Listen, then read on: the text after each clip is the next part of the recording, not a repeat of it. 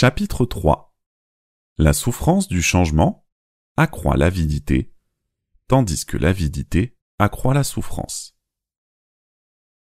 Aujourd'hui, continuons à explorer la souffrance du changement et le désir. Dans la conférence précédente, nous avons expliqué que si une personne fait quelque chose qui soulage ses souffrances psychologiques et physiques, ainsi que ses émotions négatives, elle développera un attachement à cette souffrance du changement, souhaitant que ce soulagement de la souffrance se poursuive. Par conséquent, elle répétera cette action jusqu'à ce que la souffrance soit temporairement éliminée. Cependant, la souffrance et les émotions négatives réapparaîtront, de sorte qu'elle devra répéter cette action encore et encore. Le terme attachement signifie que lorsque la souffrance du changement survient, l'esprit s'y attache, comme une tache d'huile sur un tissu qu'il est difficile de laver. Lorsque l'esprit est attaché à la souffrance du changement, il est difficile de s'en défaire. Au fur et à mesure que nous soulageons la souffrance, notre attachement grandit, ce qui augmente encore la souffrance de ne pas obtenir ce que l'on veut. La souffrance d'être séparé de ce que l'on aime, ainsi que diverses souffrances psychologiques et physiques. Chaque fois que nous répétons cette activité, nous habituons cet attachement. Nous devenons alors plus friands de cette activité, et cet attachement se transforme en désir. À ce stade, cette activité est devenue un passe-temps, et nous la pratiquons de plus en plus fréquemment. Par conséquent, l'attachement qui ne cesse de croître se transforme en avidité. Au fur et à mesure que l'avidité grandit, on devient dépendant de l'activité, et l'avidité se transforme en avarice. C'est ce que l'on appelle un toxicomane. Que signifie le terme addiction ? En termes médicaux, l'addiction est définie comme une habitude ou une dépendance qui se forme en raison de stimuli externes fréquents sur le système nerveux central. Le terme toxicomane désigne une personne qui souffre d'une certaine dépendance indépendante de sa volonté.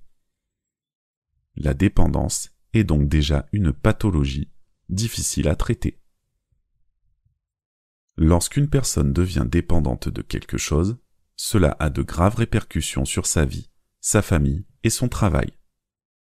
Dans les cas les plus graves, elle peut même être amenée à commettre des délits, ce qui entraîne diverses souffrances physiques et mentales.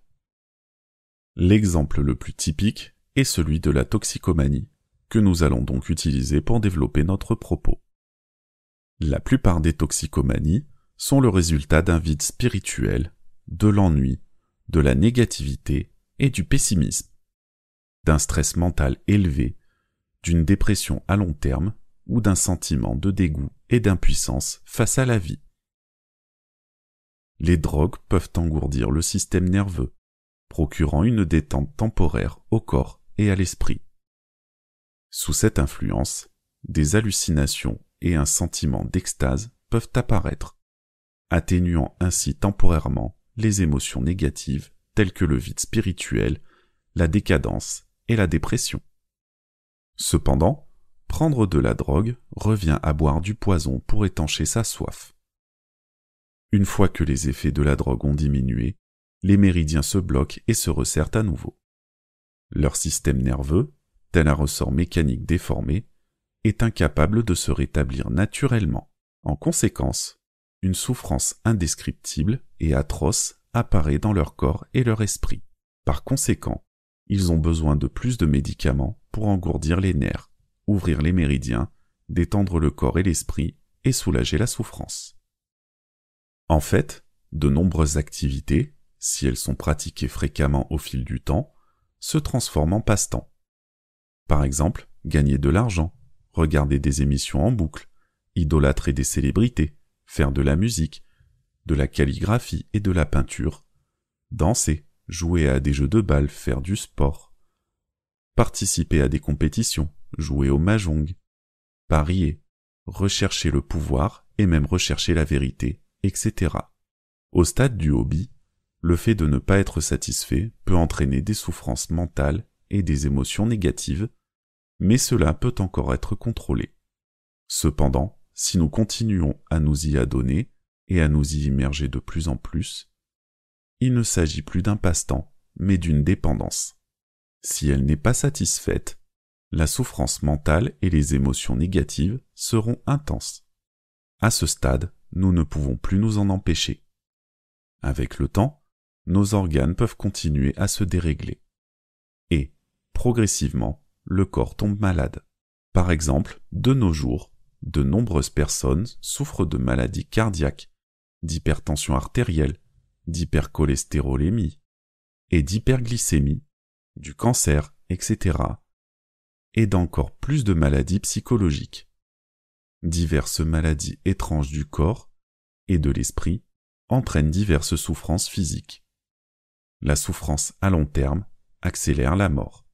Une autre possibilité est que lorsqu'une personne s'engage dans une activité et devient de plus en plus dépendante, au fil du temps, la souffrance psychologique telle que la souffrance de ne pas obtenir ce que l'on veut et la souffrance de la séparation d'avec ce qu'on aime, ainsi que diverses émotions négatives, s'intensifient et la torturent pendant une longue période.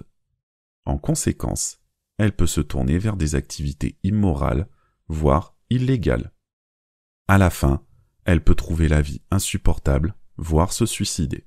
Elle peut également souffrir d'une dépression mentale et être envoyée dans un hôpital psychiatrique. En résumé, la racine du désir est la souffrance du changement.